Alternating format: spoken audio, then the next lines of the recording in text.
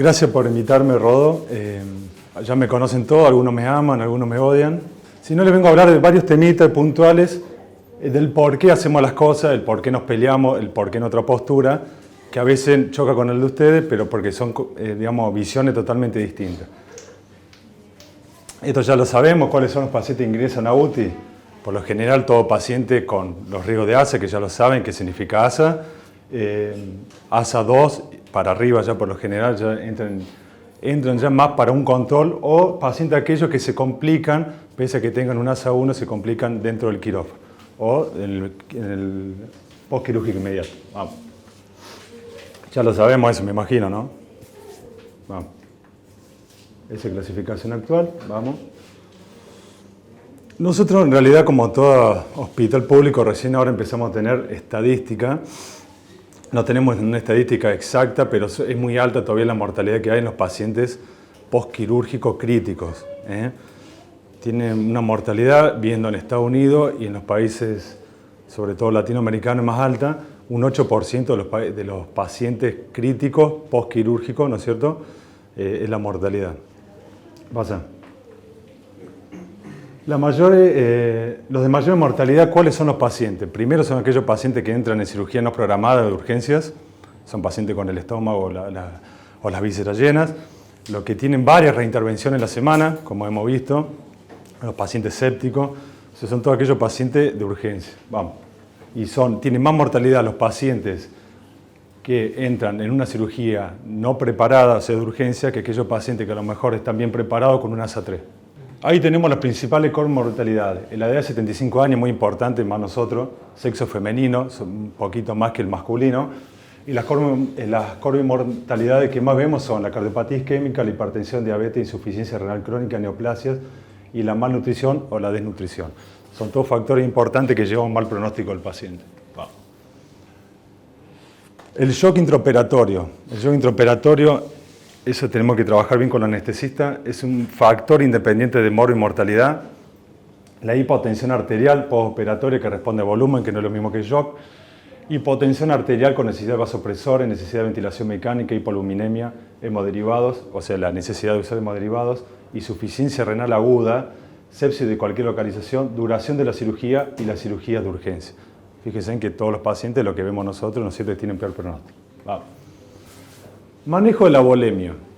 Es un tema muy lindo, muy interesante. Hace años que imagínense, yo hace 12 años que más o menos estudio terapia intensiva y siempre está la discusión de coloide, cristaloide, el volumen. Cuando yo entré eran todos pacientes secos, después se pasó todos pacientes hiperhidratados, ahora se volvió de nuevo los pacientes secos. Esto es una fórmula que se mantiene de hace años, que es en el postquirúrgico inmediato, en nuestra terapia, al menos yo cuando estoy de guardia lo hago, son 15 mililitros kilos hora de abdomen abierto. Esa es la infusión que hay que poner al paciente apenas ingresa. Y el que no me cree, vaya a ver los registros. O 40 mililitros kilogramos. Eso es lo que se hace de inicio, en bolo. Salvo que el paciente esté sobrecargado, tiene insuficiencia cardíaca o tiene PVC alto. Vamos. Cristaloides versus coloides. ¿Sabe lo que son los cristaloides? Ya lo sabemos. Que lo que más tenemos es solución fisiológica, Ringer destroza.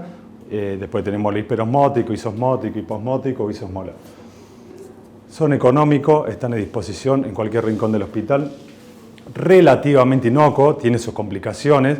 Se ha visto deterioro en la visión, en los hiperreanimados, en la retina por hiperhidratación de la retina. Provocan dilución de los factores de la coagulación de las plaquetas, provoca expansión que insinúa más a la hemorragia. ¿Qué pasa? Seguir. Pon un poquito más, uno más. Esto es lo que pasa con los cristaloides. Depende de su moralidad. Solo el 20-25%, y fue generoso del que yo infunda, a los 30 minutos infundido se queda en el intravascular. O sea que si yo le paso 500 de volumen de solución fisiológica, va a quedar solamente ¿cuánto? 200. Todo el resto se va a los tejidos. Y así. Tenemos el destroza aún más, ¿no es cierto? Y el rigelactato, que hay un intermedio que es bastante desconocido por lo que es el rigelactato. Vamos. Los coloides. Los coloides son carísimos, no te lo autorizan, son fáciles de conseguir. Y siempre está el mito de que, y hay estudios que provocan, aumenta el riesgo de mortalidad en un futuro próximo cuando usas mucho volumen. Entonces, rápida expansión con menos volumen, eso está bueno. queda más del 50% en el intravascular infundido, o sea que yo le paso 500 de volumen, queda 200, 300, son costosos, no siempre disponibles, y tiene una alteración en la hemostasis, sobre todo en coagulación de Bob-Willebrand, el factor 7. Va. A mí lo que me gusta, ¿cuál es? Un equilibrio. Pasarle cristaloide y coloide. Nunca lo tenemos, pero está bueno. El uso combinado, por ejemplo, le pasa 2000, en vez de pasarle, se pone 3000 de cristaloide, se puede hacer 1500 de cristaloide y un volumen. Esa sería la mejor opción. ¿Por kilogramo de peso? ¿Cómo lo calculas? A la respuesta del paciente. Acá está tu pregunta. No la fórmula esa que yo le mostré en el inicio, sino a la necesidad del paciente y vos valorando la PVC, factor de la frecuencia cardíaca, saturación, tensión, saturación venosa central, diuresis, perfusión periférica, auscultación pulmonar, Glasgow. Entonces ya la auscultación pulmonar se está haciendo. Cuando vos tenés la PVC es algo que ya se está dejando de usar mucho, porque es algo muy berreta ya, la PVC. Es una medición, ¿no es cierto?, de una columna de agua en un paciente que es hipertenso pulmonar, ¿no es cierto?, está sobrecargado, las vías centrales nunca están. ¿Dónde tiene que estar la vía central? Yo hice un estudio de radiografía, el 80% estaba dentro de la aurícula o dentro del ventrículo. Tiene que estar a la entrada, pero en la vena cava superior, a la entrada de la aurícula. Nunca está ahí casi. Entonces, ¿qué PVC estamos viendo? La de dentro del ventrículo. Y siempre da fija. Le pasé 2000 de volumen si hay una PVC de 5. Es fija. ¿Me explico? Pero no está hecha la vía central para que llegue ahí, a la aurícula. Pero vos haces una vía central, le saca una placa y al otro día ve, no, tiene una PVC de 0. Y vos ves la placa, al otro día ves la vía central del ventrículo. Y a lo mejor nadie se tomó la molestia de retirarla. Aparte, el paciente tiene hipertensión pulmonar, EPOC, insuficiencia cardíaca, o sea, lo que se está usando mucho ahora es el ecocardio o el ecodoppler, se mide la PVC con eso. Por ejemplo, vos tenés un paciente con shock séptico o sepsis que necesita volumen y tenés una PVC de 10 y el paciente no está orinando, ¿le pasa volumen o no le pasa volumen? No está orinando. Y hay que redistribuir los flujos. ¿Y cómo sabés vos que necesita volumen o no, que esa PVC es fidedigna o no? Entonces vos agarrás, te tomás la molestia, lo pones el paciente en decúbito dorsal plano, que ya vos vas ahí y te vas a dar cuenta de la tolerancia del decúbito del paciente. Si el paciente empieza con disnea, taquicardia y rale crepitante, ya está sobrecargado. Si el paciente ya se banca, con la palabra usando se banca, el decúbito le levanta las piernas casi a 90 grados, o al menos las rodillas es 90 grados y lo deja ahí 20 minutos, con fuerza. ¿Qué hace eso? Hace una autotransfusión. ¿Cuántos litros de sangre tienen las piernas? Casi 3. Entonces vos le estás haciendo una autotransfusión de casi 3 litros de sangre al tórax. Que en realidad esta prueba se hace midiendo el flujo transvalvular con eco, que nunca tenemos, pero uno va auscultando. Si vos haciendo esa prueba en los 20 minutos escuchás rales crepitantes, el paciente empieza con disnea de saturación, no le pasé más volumen. Si se aguanta esa prueba, le puede pasar volumen tranquilamente. ¿Nunca me vieron así? Vamos. Ahí estamos, rol de la albúmina. No es un parámetro para la valoración nutricional, no se usa, pero eso está comprobadísimo, no lo digo yo, lo dicen todo el mundo, que no se usa el parámetro, el valor de la albúmina para valor nutricional. La dinámica de la albúmina es muy compleja y muy dinámica. Incluso pacientes que están muy desnutridos, o sea, desnutrición crónica, la albúmina está normal. ¿Y cómo es eso? Hay una compensación. ¿Cómo se redistribuye la albúmina? 60% en el intersticio, 40% en el intravascular. Cuando el paciente no tiene presión coloidosmótica y está desnutrido, se filtra menos por el linfático y va mal al intravascular. ¿Me explico? Entonces vos haces una valoración de la albúmina, pero tiene la albúmina normal y está desnutrida. Se usa otros parámetros, la transferrina, la transalbúmina, otros parámetros. Y en un paciente séptico, ¿cómo puede ser que un paciente que vos lo veas por una cirugía tiene una albúmina de 4 y a los 2 días tiene una albúmina de 1,8? Que se la comió, se la tragó, no, se va todo al intersticio. Y ese es el gran problema que nosotros tenemos. Nosotros creemos que la albúmina, ya dice, la albúmina no nutre, no hace nutrición, no pegue, no milagree, o sea, no hace milagro la albúmina. Si yo tengo un paciente séptico, y siempre hablando de los sépticos, que es los pacientes que más tenemos, si yo tengo un paciente séptico que está vasodilatado y tiene pérdida de las uniones intercapilares, porque esa es la fisiopatología del shock séptico y la sepsis, y se me va toda la albúmina al intersticio, ¿qué hago yo con la albúmina externa? ¿A dónde va a ir? Al intersticio. Nosotros antes teníamos el mito o hacíamos que los pacientes con esos grandes edemas pulmonares por hipoluminemia, le hacíamos 2 albúminas más 2 furos. Al otro día el paciente peor. No sabemos por qué, es eso. Se encharca más, atrae más agua. Entonces, la única forma de restaurar la albúmina es con la nutrición, que si se puede de alguna forma, y que vos ves cuando los pacientes salen de la sepsis empiezan a orinar. Orinan, porque está reabsorbiendo todo el agua y ahí es donde se restablece la albúmina. Y al rato vos ves a los 3 días albúmina de 3. Después sí está el consumo de la albúmina, la falta de producción, porque son todos hipercatabólicos. ¿Vamos? Los hemoderivados. Otro tema, plasma fresco, el plasmito de ustedes, congelado y glóbulos rojos sedimentados. Estas son las causas de anemia, no vamos a ver esto, ya lo saben. ¿Vamos? No son inocuos, y yo me voy a detener en un síndrome que yo lo veo mucho y no es... tiene sus complicaciones, pero son necesarios. Son necesarios, más cuando uno no tiene todos los elementos necesarios para un postquirúrgico o en una terapia que uno no tiene todo y le termina pasando sangre, plasma, plaquetas. ¿Vamos? Estas son todas las reacciones que pueden aparecer tras la infusión de hemoderivados. Ya la hepatitis C, ya es muy raro, tenés que tener muy mal culo, agarrar una hepatitis C a esta altura ya en el 2017. La hepatitis B, esto está muy en discusión y acá los que están marcados son los más específicos. Las inmunológicas, que eso lo vemos siempre. El error humano, confundir una sangre con otro paciente, ha pasado mucho. La hipocalcemia, ¿cuándo se produce hipocalcemia en un paciente? ¿Con cuánta transfusión? Con más de 5. ¿Por qué se produce hipocalcemia? ¿Saben alguien? ¿Por qué se produce hipocalcemia? ¿Qué tiene como anticoagulante la sangre, el sachet de sangre? Citrato. Se usa el citrato. Algunas bolsas ya no vienen más, otras vienen sí, yo la de acá del hospital viene con citrato, está comprobado, bueno, el citrato es un quelante del calcio y provoca hipocalcemia aguda, por eso ya después de la quinta, y eso usted que a veces reanima mucho paciente con shock hipovolémico, tiene que hacer un dosaje de calcio, siempre el dosaje de calcio en relación con la albúmina. ¿Vamos? Y quiero hablar de el TRALI.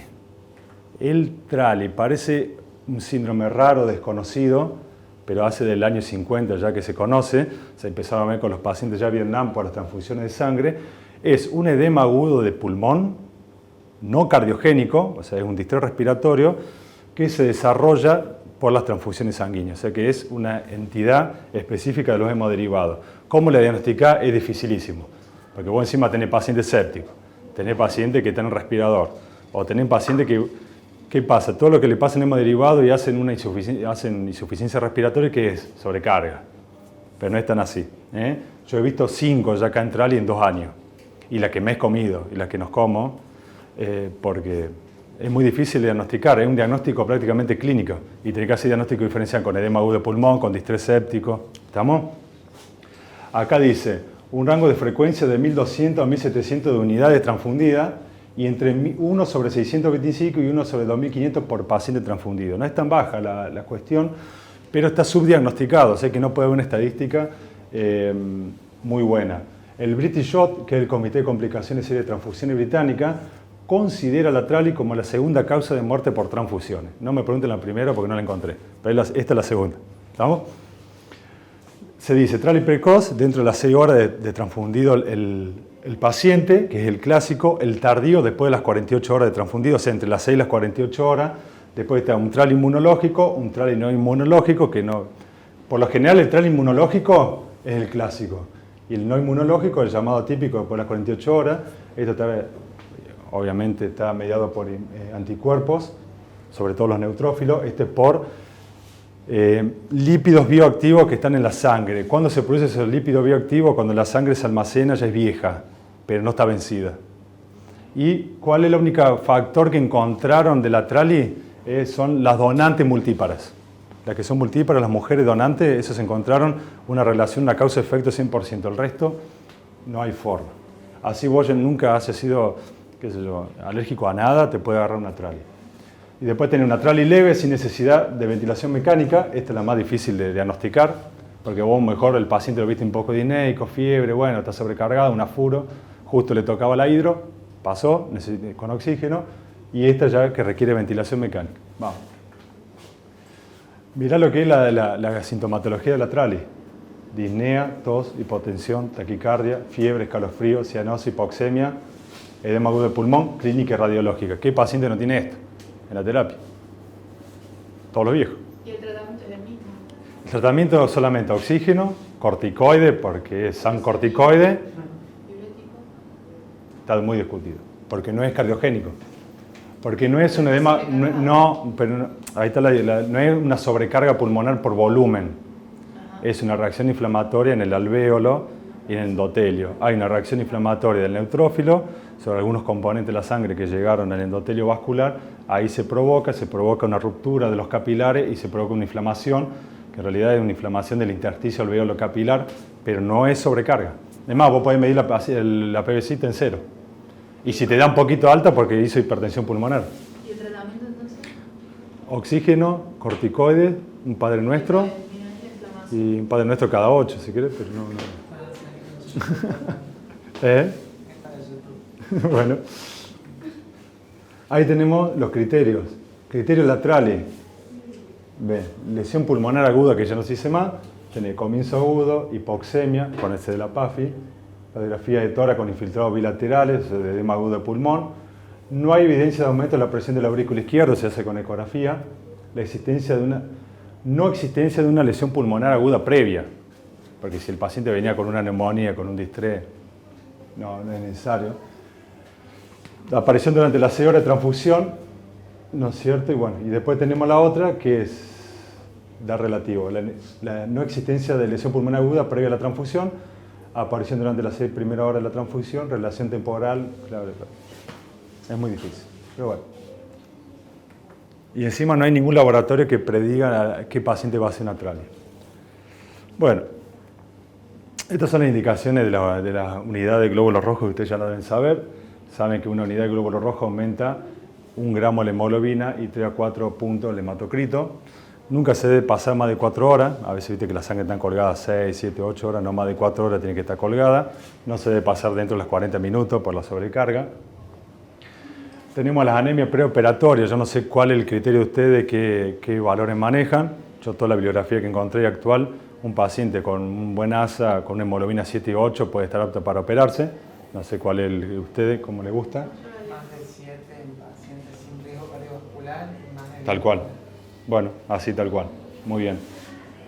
Lo mismo tenemos nosotros para los pacientes críticos. Si un paciente está estable, sin coronariopatía o sin riesgo o sin ACV, ¿no es cierto? O no está en ventilador, se puede pilotear en hemoglobina de 7, 8, necesariamente, salvo que la paciente lo necesite.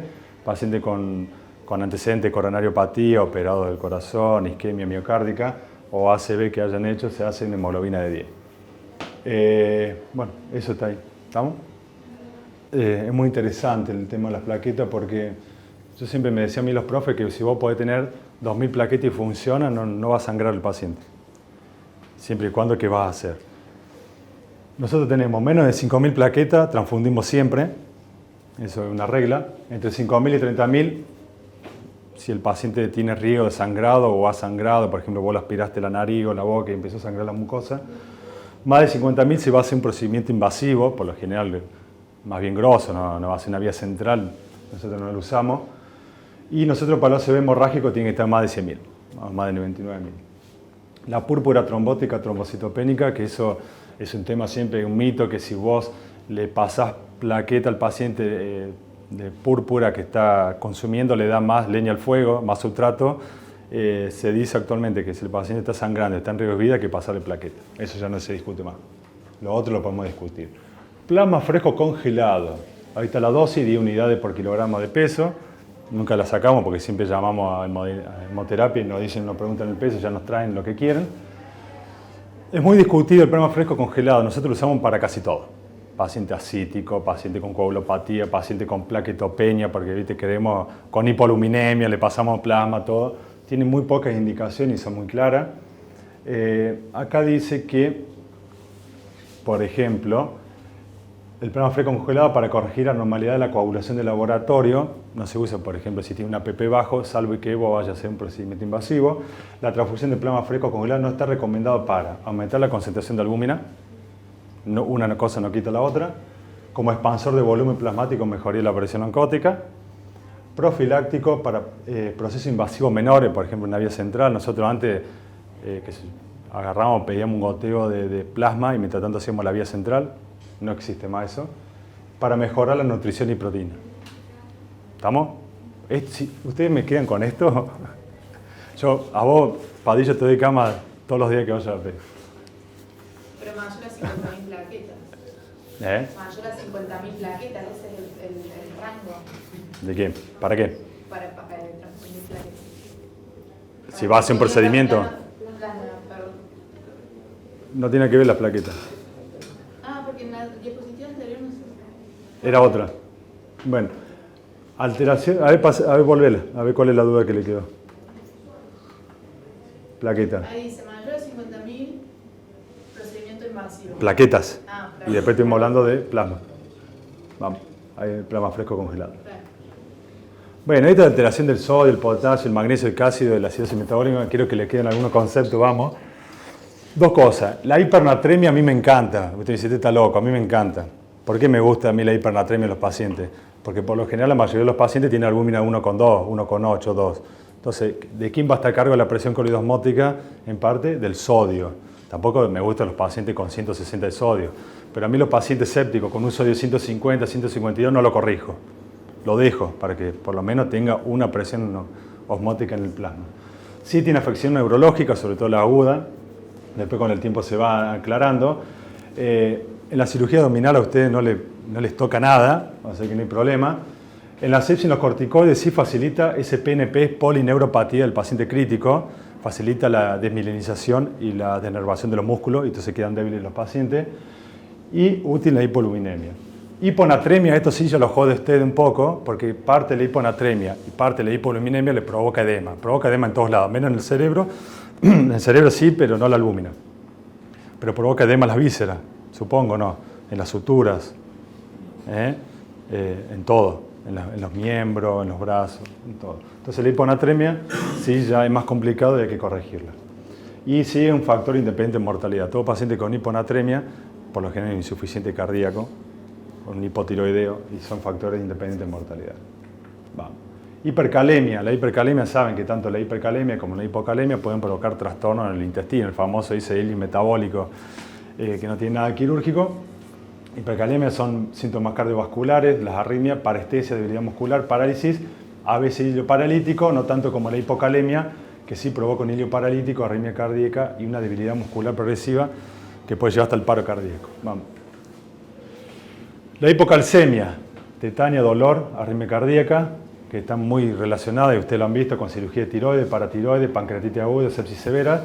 Y la hipercalcemia provoca un dolor abdominal, estreñimiento ilio, que hay que tenerlo en cuenta. Pasa que el dosaje de calcio no es tan fácil, pero sí, bueno, son pacientes con metástasis, cáncer de pulmón, melanoma, de mama, NEM. ¿Vamos? Pacientes ventilados. ¿Cuáles son los pacientes que están ventilados? Indicaciones de intubación orotraqueal y ventilación mecánica. Apnea, obvio. No la apnea al sueño, la apnea, pero machaza, ese es obvio. Ese es absoluto, indiscutible. Insuficiencia respiratoria, hipoxémica hipercápnica, y acá entran todos los grupos que a usted se le ocurra. Insuficiencia ventilatoria, que pueden ser por nada, mejor no que ver con el pulmón, sino con trastorno neurológico, ¿no es cierto?, neuropatía, rigidez torácica. Glasgow menor igual a 8, paciente en coma, broncoaspiración, protección de la vía aérea, shock, postquirúrgico complicado. ¿Estamos? Ventilación mecánica prolongada. Se discute mucho cuál es el tiempo que define que un paciente está en ventilación mecánica prolongada. Se dice que después de las 48 horas, algunos 72 y algunos 6 días, dice que el paciente está con una ventilación mecánica prolongada. ¿Y qué es lo que lo lleva a la ventilación? ¿Qué es lo que nosotros, por qué no podemos destetar un paciente? La causa que lo llevó a la ventilación mecánica no está resuelta, o una complicación agregada. Por ejemplo, el paciente entró por una cirugía abdominal y se agarró una neumonía, obviamente asociada al ventilador. Debilidad muscular generalizada, de lo que hablamos, polineuropatía del paciente crítico, el distrés respiratorio, neurológicamente el paciente no está apto, oligoanuria, fiebre, inestabilidad hemodinámica, acidosis metabólica y anemia severa. O sea, fíjense, va a pasar que para destetar un paciente, yo sé que a veces la ansiedad de ustedes, y que yo fuera cirujano también, me mato 8, 10 horas, 5 horas en un quirófano y trato de hacer lo mejor posible y va un boludo, le agarra una de terapia que hace las cosas mal, los pone loco, eso yo lo entiendo. Y yo entiendo la ansiedad a veces de que el paciente salga del respirador, pero bueno, las condiciones siempre tienen que ser adecuadas para que el paciente salga del destete, ¿no? Las complicaciones de una ventilación mecánica prolongada aumentan la mortalidad. Todo paciente de ventilación mecánica aumenta un 30 o 40% la mortalidad en ese paciente. La postración, la TBP, el TEPA, la desnutrición, por más que sea una nutrición óptima, el estado solamente de la ventilación mecánica provoca en el paciente, así no lo tenga, un CIRS, que ya de por sí ya lo tiene y agrega un CIRS, un estado hipercatabólico. Entonces consume energía y si no lo nutrimos bien o encima tiene hipoluminemia, ¿dónde va a sacar proteína el paciente? Del músculo. Entonces cuando ustedes ven que el paciente orina todo, quedan una hilacha. Provoca descalcificación, hipercalcemia, distinto al mecanismo de la nutrición, atrofia de los músculos diafragmáticos. Vos lo ves, el paciente está bien y vos lo desconectás y no arranca. Y está bien neurológicamente, orina, no tiene fiebre, el paciente no arranca porque tiene una debilidad marcada de los diafragmas. Pacientes son multiinvadidos, sonda vesical, sonda vías centrales, por todos lados se le invade. Puede haber neumonía asociada al ventilador, precoz tardía, el corte son 7 días. ¿Y saben por qué hace más o menos entre 7 y 10 días el corte? Porque la NAF precoz está considerada que son floras intrahospitalarias, pero parte del paciente. Son penicilinas, se llaman ocelinos sensibles. O meticilinos sensibles. En cambio, las tardías son más bien del orden de la pseudomonas, el grupo que ya necesita piperataz, mipenem y todo ese combo. Afección psicológica del paciente. Yo todos los pacientes que he hecho entrevistas al año incluso, ¿se acuerdan? Montaño. Sí. Bueno, yo hablé con Montaño el otro día. Así se acuerda de todo, se acuerda de las voces de la enfermera y él estaba con una sedación, no quería que estaba dormido, planchado. Está bien, pero he hablado con otro paciente y sueñan, sufren claustrofobia, no quieren entrar más a un hospital, imagínate. Yo he estado 5 días en respirador y bueno, una tortura. ¿Qué es eso? Complacencia con el ventilador. El paciente ya se rindió y está relajado y el ventilador haga todo. Está entregado, está en el paraíso. Entonces ahí también, aparte de la atrofia muscular, la reeducación del bulbo, de la parte del tronco del cerebro, tiene que empezar a disparar el gatillo de la respiración. Esa es la complacencia. Volutrauma, barotrauma, atelectrauma y biotrauma son todas complicaciones de una mala ventilación mecánica. Entonces, por eso siempre digo, cualquiera puede soplar a un paciente, pero no todo el mundo puede ventilar a un paciente. Porque a veces hacemos más daño con el ventilador que sin el ventilador. Volutrauma es el daño dentro del pulmón, una sobredistensión dentro del pulmón. Barotrauma es por fuera del pulmón, sea un neumotórax. Ateletrauma y biotrauma. El biotrauma es el distrés que nosotros provocamos, que parte también acelera, es como un motorcito de la sepsis junto con la atrofia de los intestinos vellosos. ¿Se acuerdan de eso? El motor de la sepsis. La translocación bacteriana, bueno, el ventilador también. Y ateletrauma es cuando vos no ventilás bien un paciente, los alvéolos pierden la capacidad de que no se peguen surfactantes, muy bien. Y el nitrógeno. Entonces lo que hace es, si vos no le pones un buen volumen, una buena PIP, que queden distendidos los alvéolos hacen esto. Y ese pegue y despegue provoca lesiones de todo el pulmón, entonces ya tenés 30% menos del pulmón, aparte del distrés de la neumonía. Y las atelectasias basales. Evisceración del paciente intervenido. Nunca tuvieron esta evisceración. Corte para traqueostomía, 16 días. Eso es relativo. Hay pacientes que vos ya sabés que van a necesitar 15 y hay pacientes que nosotros le hemos tenido hasta 20 días, 21 días y anduve.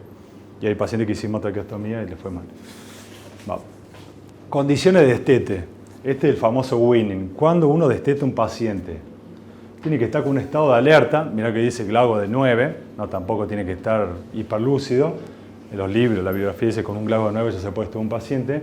Tiene que estar hemodinámicamente estable o a lo sumo con DOPA a mínima dosis, que se llama esa la menos 5 gamma, que es cuestión diurética, que eso ya es una cuestión ya vieja, no se usa más. Tiene que estar afebril el paciente, tiene que tener buena función neuromuscular, que esto se evalúa con el respirador, hay varias funciones que uno evalúa la función del respirador del paciente. Diuresia adecuada, un bicarbonato mayor a 19, yo con 17, 18, dependiendo del paciente yo lo puedo hacer, salvo que sea POC. Y la causa que lo llevó al ventilador esté resuelta o en mejoría. Se dice que un paciente que tuvo una neumonía, por lo menos un 70% curada. ¿Cómo sabemos eso nosotros? No sé. Más o menos. Calculamos. Y así todo, a vos la tabla te da 10 puntos y a veces vos destetás al paciente y tiene fracaso de extubación. Efecto de la hipertensión abdominal en los ventilados. Ese es un tema que a mí me encantó mucho, yo hice un trabajo de hipertensión abdominal, vi muy pocos síndromes compartimentales, la verdad que fue una lástima, pero ¿qué hace la hipertensión abdominal? Te eleva los diafragmas y disminuye la capacidad vital pulmonar del pulmón, entonces es muy difícil ventilarlo, vos lo querés ventilar, tiene volúmenes bajos y lo que provoca son hipoxemia y hipercapnia, las dos cosas, sobre todo los síndromes compartimentales. Aumento de las presiones del ventilador, te tira las alarmas porque no hay expansión del pulmón. Y aparte hay una afección del sistema cardiovascular porque hay disminución del retorno venoso, hace claudicar el ventrículo derecho, el ventrículo izquierdo, por presiones mecánicas provoca insuficiencia renal, las arterias y las venas renales, cerebral porque también disminuye el retorno venoso, provoca edema cerebral, y pulmonar por todo lo que dije. ¿La última ya? ¿O que le hice corto? Bueno. No sé si les sirvió de algo, tienen algunas dudas, les hubiera interesado otra cosa, la hablamos otro día, no sé. Muchas gracias. Bueno.